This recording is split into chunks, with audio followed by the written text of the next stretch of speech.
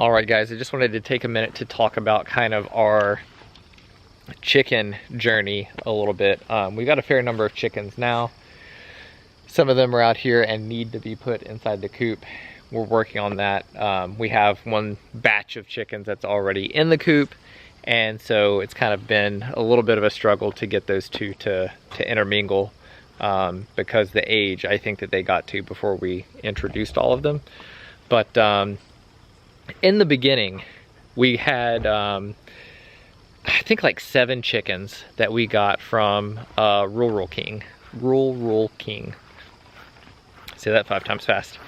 And what we kept them in was too small for 7 chickens, but it was one of their little tiny coops that I guess square foot wise maybe it was fine for 7 chickens. I don't know, I'd have to measure it and see. But it was not very big. I'm going to show it to you guys here right now. So hopefully you can, it's kind of dark, but hopefully you guys can see this okay. It's a little bit hard to see. Here, can I turn up the exposure here? No, that's not helping too much. Hang on, let me get a light out.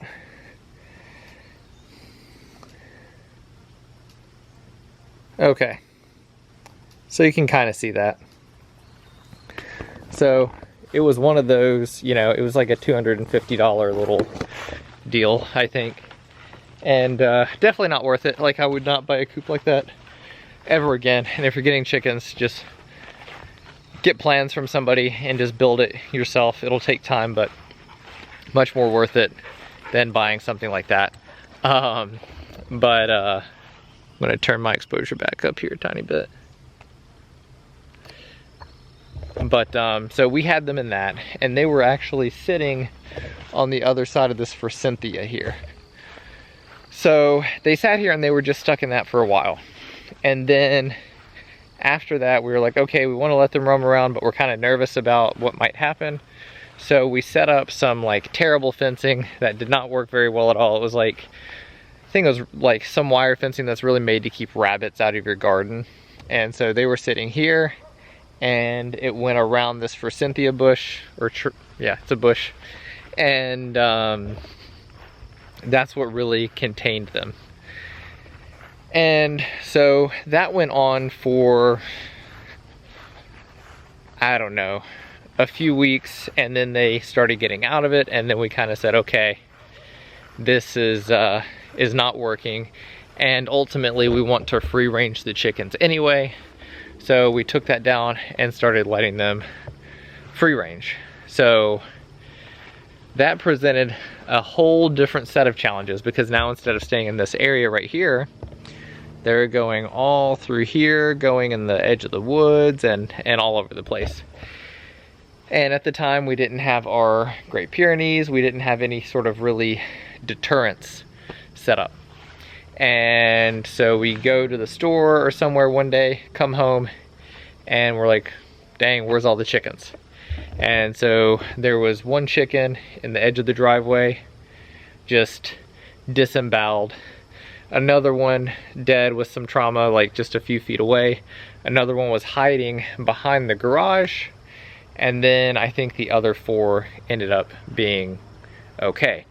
And what had happened is a hawk came in and just took all of those chickens out. And I think it was eating on one of them when we pulled up, actually. And then it left. So that was a lesson in 2 things. One, maybe free ranging isn't the best option.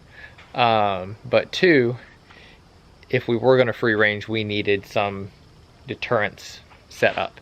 So then we got some of these reflectors. I don't know if there's any hanging up around here right now, but we got some reflectors to put in the trees to kind of help deter like hawks and other birds.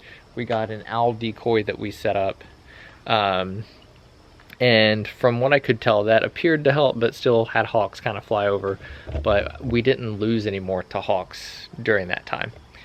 But what happened next is we had a fox come in and take a chicken.